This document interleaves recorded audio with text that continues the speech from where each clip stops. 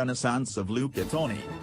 Since bagging a frankly absurd number of goals earlier this season, the British media have been falling over themselves to heap praise on Jamie Vardy. His rise from semi-professional football to England international and Premier League top goalscorer has been quickly mythologized.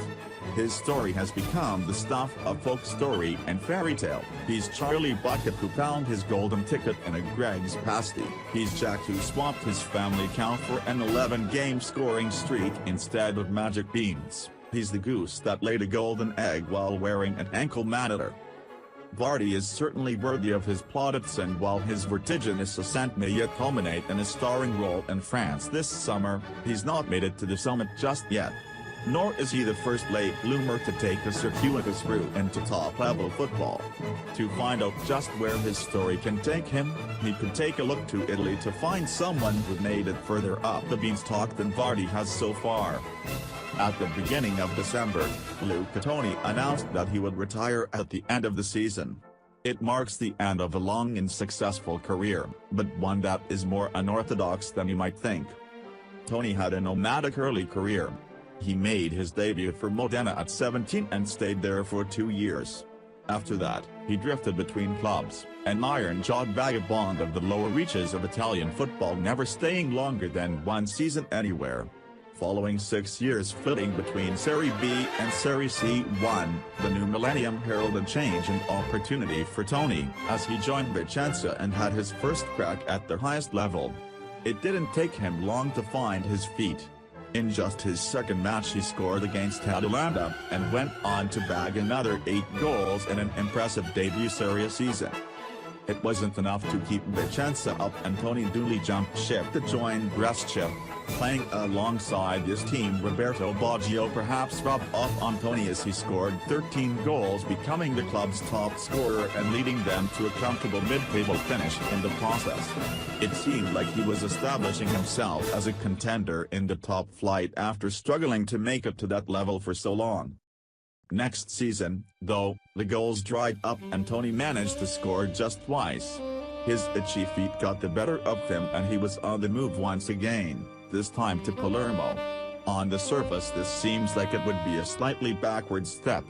True, Toni had struggled for goals in a Brescia side that had spent the previous year battling relegation, but prior to that he had 2 successful goal-scoring seasons. Surely he had enough pedigree to gain a move elsewhere in Serie A, rather than moving down to a second-tier team. And, at the age of 26, was he wasting a year of his prime by not playing at the highest level? By night, red-hot veins of magmas from the top of the mountain like jam from the center of a donut, illuminating the Sicilian skyline. By day, though, Luca Toni was equally luminescent, obliterating records in his opposition as he scored 30 goals for his new side as they were promoted out of the second division. Any doubts about this being backwards move were quickly dispelled. His time in Sicily seemed to give his career the upwards momentum he needed. If he had previously been dormant, he was about to erupt. The change in league status didn't seem to affect him, nor Palermo. He registered 20 goals and his team finished 6th in their first Serie A season ever, placing comfortably above more established names like Roma, Lazio, and Fiorentina. The latter had an abysmal season, finishing 16th and avoiding relegation only by virtue of their goal difference. Something had to change for La Viola, and they knew just the man to spearhead it. Toni, ever lured by the potential of pastures new, was convinced to swap pink for purple. It proved to be a masterstroke. More records and opposition defenses were left in his wake as he caught fire and set the league aflame. Fiorentina finished 4th and he scored 31 league goals, becoming the first player to score more than 30 since Antonio Angelillo did it for Internazionale, nearly half a century prior. It was enough to secure him his place in history as the first Italian player to win the European Golden Shoe, perhaps the equivalent of the glass slipper in Luca Toni's Cinderella story. On the back of 3 excellent seasons it seemed inevitable that he would have a spot in Italy's 2006 World Cup squad. He was in good company, competing for a place with more esteemed colleagues such as Francesco Totti, Alessandro Del Piero, and Filippo Inzaghi. but he impressed, holding the others at bay to start almost every game in the tournament, crowning his efforts with a brace against Ukraine in the quarterfinals. The first was a typically Luca Toni goal, writhing past his marker to stoop low to meet the toddy cross with the back of his head. It's a wildly unattractive finish but undeniably, horribly effective. It was a nosebleed-inducing ascent for Toni. 2 years earlier he'd been a second-tier footballer. He'd gone from playing in front of fewer than 2,000 people at Ledigini to starting in a World Cup final that ended with him wrapping his hands around the Jules Rimet trophy, all in the space of 6 years. His rise to the absolute pinnacle of the game makes Vardy's odyssey seem like a trip down the shops to pick up a pint of milk by comparison. But where do you go when you've reached the top? It seems there's only one direction you can travel in. It's easy to forget that the 2006 World Cup was done in the shadow of Calciopoli. The investigation clearly providing the rallying point and created a sense of unity for players whose clubs were under scrutiny and whose futures were in doubt. In the wake of the World Cup, 5 clubs were charged for their involvement in match fixing. Fiorentina were spared the ignominy of relegation, unlike Juventus, but still had to start the season with -15 points. It was a daunting task. Despite rumblings of unhappiness, he stayed in Florence and had a good, if slightly unremarkable season. Fiorentina managed to overcome their significant point deficit to finish 6th in Serie A. Something wasn't right though, and Luca Toni's wanderlust kicked in again. For the first time, he was going to play outside of his native Italy. He was presented as Bayern in a press conference alongside Franck Ribéry, who had recently signed from Galatasaray. Looking at the pair of them, you can't help but feel that there's an odd duality there. They are both Beauty and the Beast.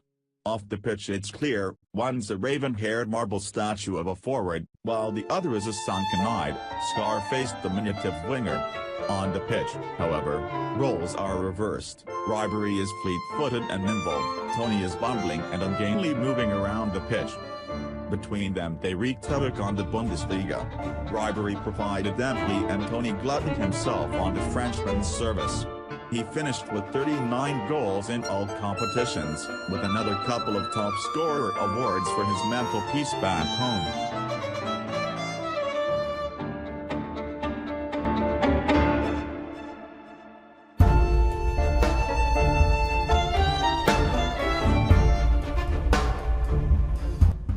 Much like at Fiorentina, he followed up an outstanding campaign with one slightly hampered by injuries, but he still managed to contribute decently in his diminished number of appearances. The following season, 2009-10, was shaping up to be the first time the Italian had ever spent more than 2 seasons at one club. It looked like he had finally settled into a comfortable groove. Then something changed. That thing was Louis van Gaal. The club had spent a lot of money bringing in Arjen Robben and Mario Gomez, and the competition for places in Bayern's attack was fierce. Toni found himself out of favor, not just in terms of team selection, but with the manager more generally. As Victor Valdez can attest, Van Gaal is not above freezing out players who he deems surplus to requirement, and it's advisable to pack a scarf because a shoulder can be particularly cold. There was an impasse between the two and something had to change. The striker was packed off on loan to Roma for the rest of the season, where he failed to impress for large spells. At this point, things seemed to stall, and it was the beginning of another itinerant spell for Toni. Free transfers to both Genoa and then Juventus failed to result in success, and after a year with the Bianconeri, he was on the move again, this time to Dubai, to play for Al Nassr. It seemed to be the first signal of career that was beginning to wind down. It was not a happy period. He was 35, and this move to the lone and level sands of UAE seemed to be an exile, an opportunity to observe his shattered visage, a chance to look upon his works and despair. It's unsurprising that he only managed a handful of games before going back to Italy. His time in Dubai coincided with a period of deep personal grief, and he has since gone on record to state that the only time he truly considered hanging up his boots was during this spell. The move back home was an attempt to recapture something that had been lost along the way. he decided to return to Fiorentina, and it's easy to see why he chose there. Florence had proven fertile ground for Toni before, so where better to try to regenerate. His homecoming was a sweet one, scoring on his debut as a substitute. It was a short-lived joy, however, as he was unable to translate that into more sustained success, and, come the end of that season, he found himself once again without a club. Needless to say, no one was expecting much from either Toni or Hellas Verona when he signed for them in 2013. Verona were newly promoted to Serie A, and it had been 5 years since the striker had registered double figures in the goals tally for the season. But something just clicked. He was back to his best, boisterously bulldozing defenders, prowling the 18-yard box and gobbling up chances greedily. He was back to scoring goals, important goals, goals to win games. At 37 he finished with 20 of them, the second highest for anyone in Serie A. It was remarkable, and there were calls, serious, well-justified calls, for Toni to be included in Cesare Pranti's squad for the 2014 World Cup, 8 years after their triumph in Germany. To his credit, he was circumspect, acknowledging that while it would be an honor to go, he was under no delusions that his age counted against him. It wasn't to be, but Italy could possibly have benefited from his experience and leadership at the tournament. His season with Hellas was not to be a one-off.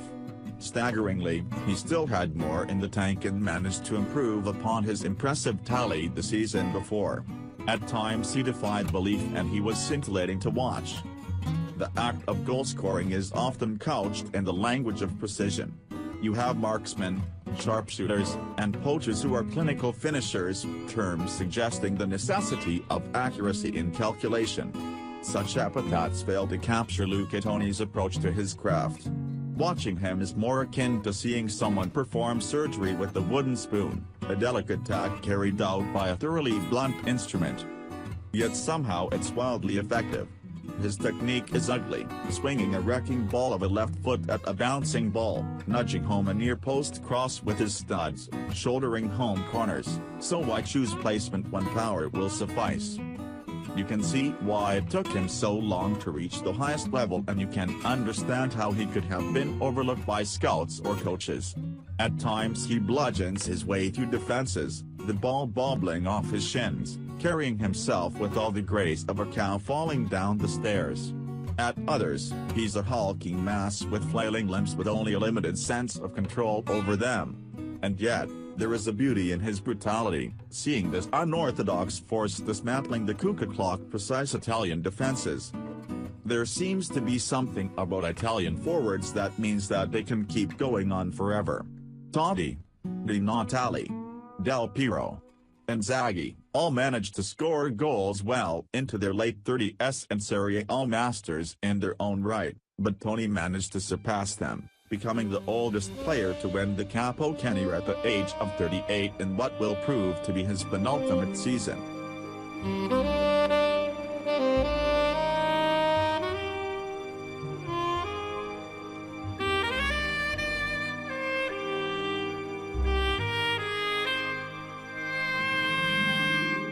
It's difficult to put your finger on why Serie A is so conducive to longevity. It could be the decidedly tactically minded league, or that the generally more defensive approach slows the tempo of the game down, allowing those with aging legs but agile minds to flourish. After all, none of the aforementioned players were ever blessed with blistering pace. They were all intelligent exploiters of space, able to bamboozle opponents with the speed of their thinking. What separates Luca Toni from the others is that he has managed to achieve this long lifespan despite being a bit of a journeyman. The rest of them are well established at their respective clubs, immutable fixtures in places where they had long since laid down roots. That Toni managed it while being rootless makes it all the more admirable. His retirement marks the end of not only of a remarkable career, but of a whole breed of striker. He is a talismanic forward in every sense of the word. As the focal point for his team's attacks, brushing off defenders to hold up the ball, he acts almost as an object through which a system of thought is channeled, a token of worship. Simultaneously, he seems to be a relic of an outdated and discredited ideology. In a world where forwards are the first line of defense, where high-intensity pressing and sharp bursts of energy are a prerequisite for strikers, there seems to be little room for players in the mold of Luca Toni.